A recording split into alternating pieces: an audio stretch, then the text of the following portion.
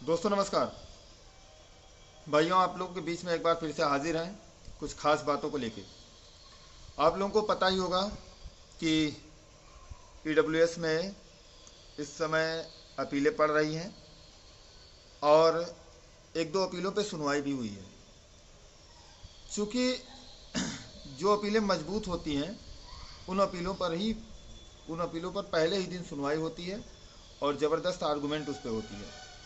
तो आप लोगों को बताते हुए अपार हर्ष हो रहा है कि हमारी जो अपील है मेरे नाम से एंड 14 अदर्स, वो अपील पे 29 तारीख को डेट निश्चित हुआ सुनवाई होना।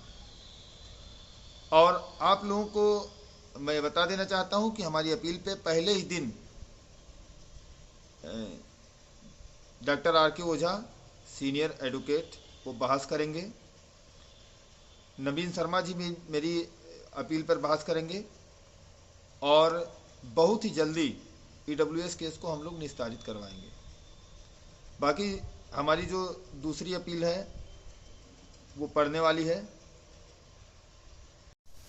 जिसका पीडीएफ पूरी तरीके से बना लिया गया है और वो संभवतः हमारी 28 या 27 तारीख में पड़ जाएगी। तो जो भी अभी तक हमारे साथ जुड़े हुए लोग हैं उन सबको चिंता करने की कोई बात नहीं है। वो ससमय कोर्ट में पहुंच चुके हैं, पहुंच जाएंगे और हमारी सुनवाई से पहले ही हम उनको कोर्ट में अपीयर करवा देंगे। ठीक। दूसरी चीज, ओवरलैपिंग मैटर में हमारी 3 रिटर्न सबमिशन पड़ेंगी, जिसमें हमारी एक रिटर्न सबमिशन जो टेट पर बेस्ड होगी वो doctor Anil Tiwari sir, senior most dedicated senior advocate Lucknow bench के। उसके बाद में डॉक्टर आशीष चतुर्वेदी सर के यहाँ से वो भी हमारी एक रिटर्न सबमिशन वहाँ से पड़ेगी और एक डीपी शुक्ला सर जी तैयार कर रहे हैं, जिसमें हम वहाँ पे लड़ने वाले साथियों का कहाँ से भला हो सकता है उन चीज़ों को हम मेंशन करवा रहे हैं। चूँकि कुछ टेक्निकल इशू होता है कि आप कोर्ट में अगर कोई या लाभ की बात करते हैं तो उसके लिए आपको ग्राउंड दिखाना पड़ता है। तो हम उस ग्राउंड के हिसाब से अपना रिटर्न सबमिशन तैयार करवा रहे हैं कि किस तरीके से अधिक लोगों का भला हो और इस मामले का यही पटाक्षेप हो सके, जो सरकार के लिए भी बेहतर हो, सरकार को भी करने में ना दिक्कत हो। नहीं तो इस भर्ती में अगर रिविजिट हुआ तो बहुत से लोगों की नौकरी जाएगी, बहुत से लोगों के ज़िले में परिवर्तन होगा, बहुत सारी तकलीफ़ें सरकार को झेलनी पड़ेंगी और लगभग 5000 याचिकाएँ मुझे नहीं लगता कि इससे कम रहेंगी जो लखनऊ और इलाहाबाद दोनों बेंचों में पड़ेंगी। तो एक नई कंट्रोवर्सी खड़ी होने से पहले ही सरकार को कुछ ऐसा प्रैक्टिस कर लेना चाहिए जिससे मामला यहीं पे ख़त्म हो सके और उसके लिए हम पूरी तरीके से प्रयासरत हैं। बाकी अगर मेरिट पे फैसला आया तो एटीआरई तो 100% श्योर है कि हम लोग जीतेंगे और टेट पे 50% श्योरिटी है कि हम जीतेंगे। बट हम चाहते हैं कि जो भी हो एक तरीके से कोई हल निकल आए इस भर्ती का, जिसमें जो इच्छुक व्यक्ति हैं उन सबको लाभ मिल जाए। बाकी जो ईडब्ल्यूएस का मैटर है, ईडब्ल्यूएस के मैटर में जो सिंगल बेंच में गलतियां हुई हैं, सिंगल बेंच में हम भी आम अभ्यर्थी की तरह याचिकाकर्ता थे, लेकिन डबल बेंच में आप लोगों के कहने से तमाम हम लोगों के मित्र और विनय पांडे जी, मैं नाम लेना चाहूँगा, विनय पांडे जी, अभिषेक तिवारी जी जैसे लोगों के कहने पे और तमाम हमारे मित्र हैं, उन मित्रों का नाम लूँ तो बहुत लंबी लाइन लग जाएगी और शायद मैं सबका नाम नहीं ले पाऊंगा। तो जिसका नाम नहीं आएगा मेरे मुंह से वो बुरा भी मान जाता कि हमारा नाम आपने नहीं लिया। लेकिन मैं खासकर 2 लोगों का नाम अभिषेक तिवारी जी और विनय पांडे जी के कहने पे, है ना, और इसमें विवेक ने भी समर्थन जताया कि ठीक है आइए, हम जो भी हो सकता है आपकी मदद करेंगे, आप लोग आगे आइए ताकि ईडब्ल्यूएस में कुछ बेहतर हो सके।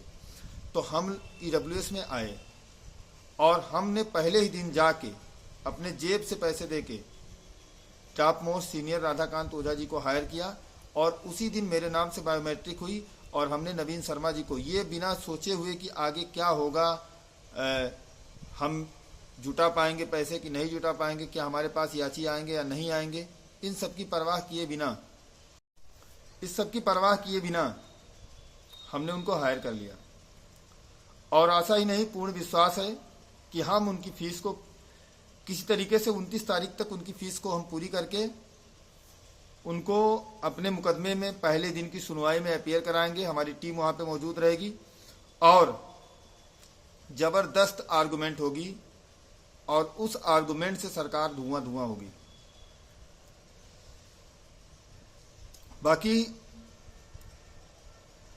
जिन लोगों को भी हम लोगों के साथ में और जुड़ना हो, जिनको ये लगता हो कि हमारा भविष्य लीगल टीम के हाथों सुरक्षित है, लीगल टीम के साथ जुड़ने में हमारी भलाई है और वो ही टीम बेहतर कर सकती है। जैसे हमारे अन्य साथियों ने हमारे ऊपर भरोसा जताया ईडब्ल्यूएस में, कि जहां हम लोगों के पास में जीरो थे, हम लोग तो खुद याचिका करता थे सिंगल बेंच में, लेकिन आज डबल बेंच में हम लोगों के पास में याचियों की संख्या बढ़ी है, तो हम सीनियर को हायर कर रहे हैं और अगर संख्या रहेगी तो हम एक और सीनियर हायर करेंगे। लेकिन ईडब्ल्यूएस को भी खत्म कराना है, क्योंकि मैंने देखा कि जिन लोगों का ईडब्ल्यूएस से कोई लेना देना नहीं है, एक इसी भर्ती में फेल व्यक्ति जो हमारे विपक्षी टीम से है, उसने एक पोस्ट लिखी, एक लड़का मेरे पास भेजा था कि अरे ईडब्ल्यूएस में नियुक्ति मिल गई। अबे चूतिए, तुमको कहाँ नियुक्ति मिलेगी और कहाँ तुम्हें मिल गई? हम तो लड़ रहे हैं ना और पास हैं, तुम तो पास ही नहीं हो, तब क्या कमेंट करते हो बे? खैर, सबका फेसबुक पर पोस्ट कर सकते हो, कोई भी, सबका अपना मौलिक अधिकार है, तो मौलिक अधिकारों का प्रयोग करते रहें और हम लोग अपने अधिकारों का प्रयोग करते रहेंगे। जो बाबा साहेब भीमराव अम्बेडकर ने हमको दिया है, हम कानूनी रूप से लड़ेंगे। तो हम ईडब्ल्यूएस केस में आगे आ रहे हैं और हमारे साथ बहुत से लोग जुड़ चुके हैं। हमारी पहली अपील पड़ गई है और दूसरी अपील, दो अपीलें हमारी मतलब 27 तारीख को पड़ जाएंगी। और भी जिन लोगों को जुड़ना हो, जो अभी तक ईडब्ल्यूएस में याची ना बन पाए हों, सिंगल बेंच में भी ना बन पाए हों, या किसी दूसरे के साथ अगर सिंगल बेंच में याची थे, किसी भी टीम के साथ थे, तो आप हमारी टीम के साथ में बिल्कुल बन सकते हैं। आप किसी के साथ भी याची हों, आप हम लोगों के साथ में याची बन सकते हैं। बस आपको अपना याचिका नंबर देना होगा और भी जो चीज़ें होंगी आप लोगों को बता दी जाएंगी। लेकिन अगर बेहतर तरीके से लड़ाई लड़नी हो तो रॉयल टीम के साथ आइए, जो टीम ईमानदारी और मेहनत से काम करती है। और बाकी आपको बहुत से भ्रमित करने वाले लोग हैं, 2020, 2021, 2022, पहली अपील, दूसरी अपील, ये बताइए। अगर कोई कहता है कि पहली अपील जिसके नाम से थी उसी पे सुनवाई होगी, तो रॉबिन सिंह के नाम से पहली अपील थी, सिंगल बेंच में ओवरलैपिंग में रॉबिन सिंह के नाम से पहली अपील थी, लेकिन सुनवाई किसकी अपील पे हुई? आशीष वर्णवाल की अपील पे बहस हुई, ज्योति सिंह की अपील पे बहस हुई, श्वेता चौहान और शशांक तिवारी की भी तो पहले अपील थी, तो क्या उनका नाम आगे गया? और डबल बेंच में रॉबिन भाई का नाम ही नहीं गया, तो चूंकि वो लोग सिलेक्टेड हैं, तो डबल बेंच में जो लोग सिलेक्टेड है उनका नाम नहीं गया, तो किसकी अपील पे बहस हुई? वो उनकी अपील पे बहस हुई जो नॉन सिलेक्टेड है, जिनकी आशंकाएं बाद में पड़ी। तो डबल बेंच में यहाँ ये मैटर थोड़ी है कि किसकी अपील कब की है, वो तो बाद की, वो तो रिट कोर्ट की बात है कि किसकी अपील कब की है, किसकी 2020 की है, किसकी 2022 की है, ये रिट कोर्ट में बात होती है। डबल बेंच जो कॉन्स्टिट्यूशन कोर्ट है, संवैधानिक बेंच जो इसको बोलते हैं हम, इस बेंच में ये बात होगी कि जो ऑफिस मेमोरेंडम पे इन्होंने सिंगल बेंच ने, माननीय सिंगल बेंच ने जो इसको डिनाई किया देने से, कि जो 22 अगस्त 2020 में जो ऑफिस मेमोरेंडम जारी किया था, उसके बाद को माना है इसमें ईडब्ल्यूएस को, तो वही हम लोगों को सिद्ध करना है कि नहीं, ईडब्ल्यूएस इससे पहले लागू हो चुका था, भर्ती शुरू होने से पहले ईडब्ल्यूएस लागू हो चुका था, और बस उसी को हम लोगों को केवल उसी पे बहस करनी है और फालतू चीज़ों पर नहीं जाना, केवल पॉइंट टू पॉइंट और सीधी सीधी बहस करनी है। और हमें आशा ही नहीं, पूरे तरीके से विश्वास है कि जैसे हम आगे बढ़ रहे हैं, हमने सीनियर कर रखा है, वैसे और भी जो लोग और टीम वाले हैं वे भी सीनियर एडवोकेट लाएंगे और सिंगल बेंच की तरह किसी एक आम एडवोकेट के भरोसे न रहकर बड़े बड़े सीनियरों के सहारे से हम लोग इस मुकदमे को जीतेंगे। दोस्तों, लोगों की संख्या कम है, लोगों की संख्या कम होना मैटर नहीं करता है। अब आप सोच लीजिए, हमारे इसी बहुत सारे लोग बोलते हैं हम लोगों को जो विपक्षी हमारे हैं कि चंदा ले रहे हो, ये कर रहे हो, वो कर रहे हो। तुम्हारे कहने से बेटा हम लोगों के ऊपर कोई फर्क नहीं पड़ने वाला होता है। हमारे जितने भी लोग हैं वो जानते हैं कि 400 लोगों में 3 सीनियर, 200-300 लोगों में सीनियर करके जो लड़ रहा है, हमारे यहाँ जितने लोग हैं उससे 2 गुना तुम्हारे तो हर याचिका में याचिका करता है। 12,000 याचिका, जिस तरीके से हमारे 300-400 लोगों में 3 सीनियर हैं, उस तरीके से तो आपके 12,000 याचिकाकर्ताओं में 120 सीनियर होने चाहिए। कितने सीनियर होने चाहिए? 120 सीनियर होने चाहिए। तब हम कहते कि आपने चंदा नहीं खाया है। और हम लोग कहते हो, मैं पता नहीं शर्म नहीं आती तुम लोगों को, कैसे किस तरीके से बात करते हो। फिलहाल हमें उस पर नहीं जाना है। हमने हमेशा कोशिश की है, हम अभी भी हम अनरिजर्व के लिए लड़ रहे हैं। हम ये सवर्णों की लड़ाई नहीं लड़ रहे हैं, हम अनरिजर्व की लड़ाई लड़ रहे हैं। लेकिन इसको भी कुछ मूर्ख नहीं समझ पाते हैं। हमने ही सबसे आगे बढ़कर सबकी पेटिशनर के लिए बात की कि सबको अधिक से अधिक भला सबका हो पाए। हमने शिखा दीदी के साथ जाकर राजभर से मुलाकात की। हमने सभी दलों की बैठक बुलाई, सभी विपक्षी पक्षी की सबकी बैठक बुलाई कि एक कोई सहमति बन के आगे बढ़ सके। हमने ही पूर्ण समायोजन का नारा दिया, हमने 22,000 का नारा दिया। और हमको सिखाते हो कि हमारी लिस्ट पहले प्रोसीड होगी, उसके बाद कुछ होगा। तो करवा लो लिस्ट जिसमें दम हो, बिना जनरल को सीट दिए हुए। वो जो लगे हुए उनकी बातें छोड़ो, जो लगे हुए हैं उनका तो कोई बाल भी नहीं बाका कर सकता।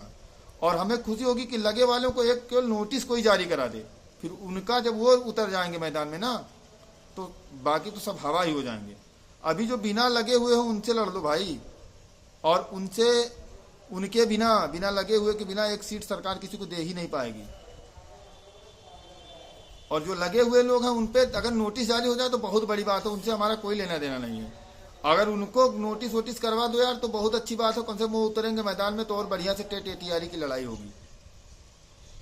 खैर फिलहाल उस पर नहीं जाना है। हम अभी भी सबकी भलाई की बात करते हैं कि सबको भला, सबका भला हो जाए। कोई ऐसा निर्णय आए जिससे सबका भला हो जाए। जहाँ कहिए मैं लिख के दे दूं, जहाँ कहिए मैं लिखवा दूं। लेकिन अगर कोई जो गांव में भाषा बोलते हैं ना कि ऐड़बाजी दिखाता है, तो हम उससे ज्यादा ऐड़बाज हैं। अगर कोई नौटंकी करता है तो हम उससे ज्यादा उसका 3 गुना उसको नौटंकी करके दिखा सकते हैं। तो वही है कि फायदे में रहोगे तो कायदे में रहोगे तो फायदे में रहोगे, अन्यथा आप जानो आपका काम जाने। खैर ओवरलैपिंग में आशा ही नहीं, पूरा विश्वास है कि कुछ अच्छा ही होगा। और जब भी आर्डर आएगा 1 से 2 महीने में आर्डर आ जाएगा, 1 से 1.5 महीने में आर्डर आ जाएगा। और आशा है कि चुनाव बाद ही आर्डर आएगा। खैर ईडब्ल्यूएस मैटर में 29 को सुनवाई है और आशा ही नहीं पूरा विश्वास है कि 10 अप्रैल तक ये आर्डर पूरी तरीके से रिजर्व हो जाएगा। तो जो भी साथी और हमारी टीम के वकीलों द्वारा ये बात कही जाएगी कि जल्दी से जल्दी इसका आर्डर रिजर्व किया जाए। तो जो भी साथी इलाहाबाद में अभी तक ना जुड़े हों, जो कहीं भी सिंगल बेंच में याची नहीं थे, वे हम लोगों के साथ में जुड़ सकते हैं। जो लोग लखनऊ में थे उनका जो याचिका था, इस याचिका को डिस्पोज कराने के लिए हमने बायोमेट्रिक करवा के याचिका डिस्पोज कराने के लिए लिस्टिंग एप्लीकेशन लगवा दी है। और बहुत ही जल्दी आपकी याचिका डिस्पोज होगी। और लखनऊ के लोग हमारे साथ जुड़ सकते हैं। हमारा नंबर है 888 75 23 648 8875233648। इस नंबर पे आप कॉल कर सकते हैं। हिमांशु के नंबर पे भी आप कॉल कर सकते हैं और हमारी टीम के साथ में आप जुड़ सकते हैं। ठीक है, और जुड़िए, आइए, अच्छी सी लड़ाई हो। क्योंकि आप देख रहे हैं कि हमारे ही पैनल द्वारा जो बीएड को बाहर करने वाली आकाश पटेल की याचिका थी, उस याचिका को खारिज कराया गया। हमारे डीपी शुक्ला सर उसमें थे। दूसरी चीज, और उसमें आशीष चतुर्वेदी सर भी थे, परिहार साहब थे। दूसरी चीज आपने देखा होगा कि माध्यमिक शिक्षा सेवा चयन आयोग का जो नया वो जारी हुआ है जियो, उसमें उम्र सीमा को कम कर दिया गया है। जो पहले उम्र सीमा की कोई बाध्यता नहीं थी, अब केवल 40 साल उम्र सीमा है। तो आपको ना प्राथमिक में भर्ती होने मिलेगी, आपकी उम्र जा रही है, नई भर्ती आ नहीं रही है प्राइमरी में। जो एक आशा थी कि आप लोग उसमें जाएंगे, माध्यमिक में जाएंगे, टीजीटी पीजीटी, उसमें भी उम्र सीमा घटा दी गई है। तो कुल मिला के दोस्तों कहना है कि इसी में जम के लड़ लेना है। और आशा ही नहीं पूरा विश्वास है कि अगर हम लोग लड़ते रहेंगे तो इस तरीके से सरकार फंसी हुई, इस तरीके से गलत तरीके से भर्ती हुई है कि इसमें कुछ ना कुछ सरकार को देना ही पड़ेगा। और देगी जरूर देगी।